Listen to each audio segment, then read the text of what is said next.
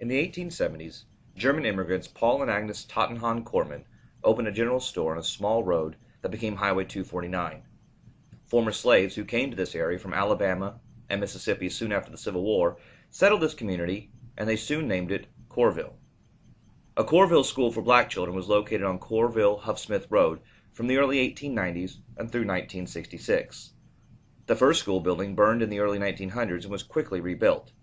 Then, in 1932, the building from Old Louetta School No. 6, which had operated in the 1920s, was moved to the site for use as a school.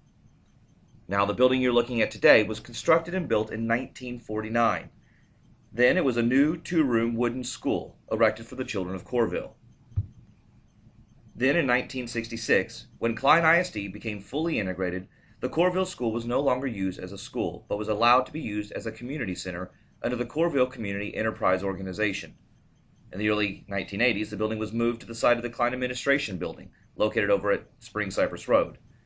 And finally, in 2000, the building was moved to the Klein Museum properties, located here at Tice Mail Route. Now, let's step inside and see just what school was like in the 1940s. In a typical one-room schoolhouse, you might have all grades 1 through 8 in the single room. In this two-room schoolhouse, there might have been a breakdown of grades, like grades 1 through 4 in one room and grades 5 through 8 across the hall in the other room.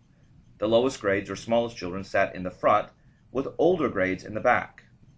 If you notice a long bench in the front, one grade at a time might come to the front for a lesson, or the teacher might have a spelling bee for contestants sitting on the bench. This was known as the recitation bench. With no air conditioning in this building, it got awfully warm, and recess was a welcomed break from the school day.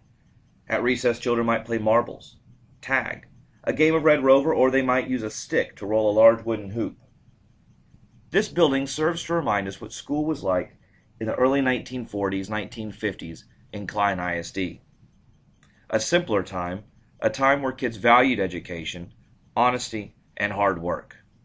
Won't you stop by again and visit the Kohrville School?